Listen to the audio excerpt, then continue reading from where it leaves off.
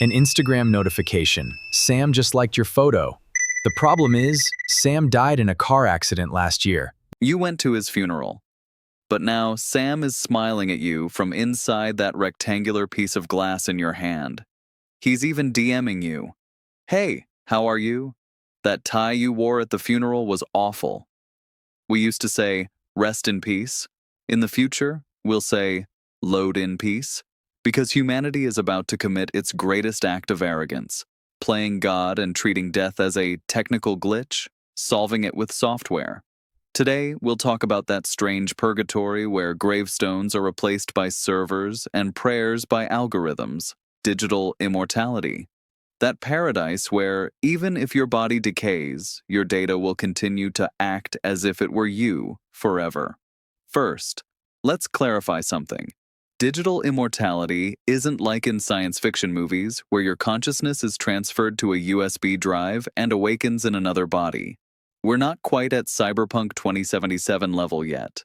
What we're talking about is grief tech. While you're watching this video, what do Google, Meta, X, and TikTok know about you in the background? Everything. Which video you paused at, how many seconds you spent looking at your ex's profile, what you searched for on Amazon in a depressed mood at midnight. This is your digital footprint, a copy of your soul. Now imagine an AI, like ChatGPT, but trained just like you. An AI that has swallowed all your WhatsApp messages, voice recordings, and tweets. This system can make jokes like you. It can swear like you. It can hate the politicians you hate. When you die, your family will open this AI from an app, and that app will say in your voice, "Mom, don't cry, I'm here. Heaven's Wi-Fi is amazing." So, will this digital copy just sit in a corner waiting for grieving relatives to open it? Of course not. Algorithms feed on interaction. Your dead version will be far more active, far more social, and unfortunately, far more cool than your living self.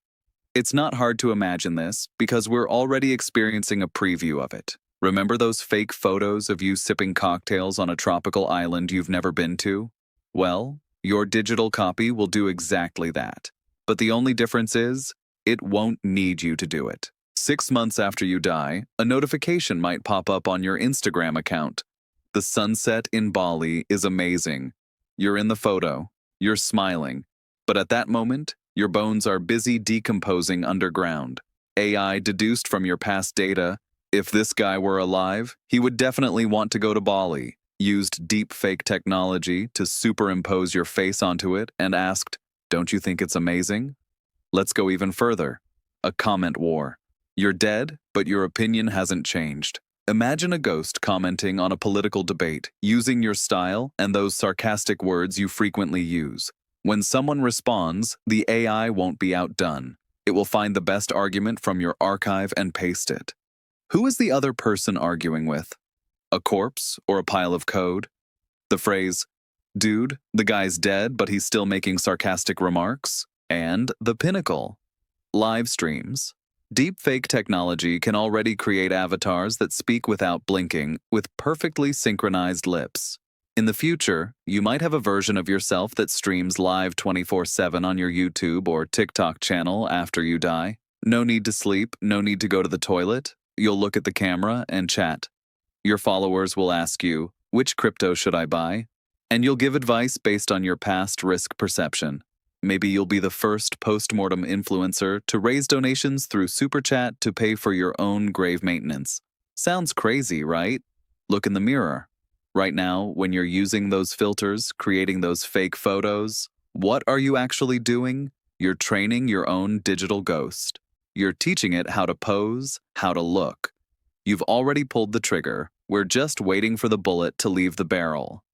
Does that sound comforting, or does it make you nauseous? Because there's a parrot situation here. That thing isn't you. That thing is a statistical probability calculation mimicking your words. But for a grieving mother, that statistic might suffice. And that's the most dangerous gamble of technology, sacrificing reality to alleviate pain. We're not talking theoretically, this is happening right now. In South Korea, a mother saw her deceased daughter again in VR, virtual reality, touched her with gloves, and talked to her. The video went viral, and everyone cried. But wait a minute. What happened when you took that mother out of those glasses? Did the trauma heal, or was it just postponed? Let's look at it philosophically. Is a person considered immortal as long as they don't know they're dead? No.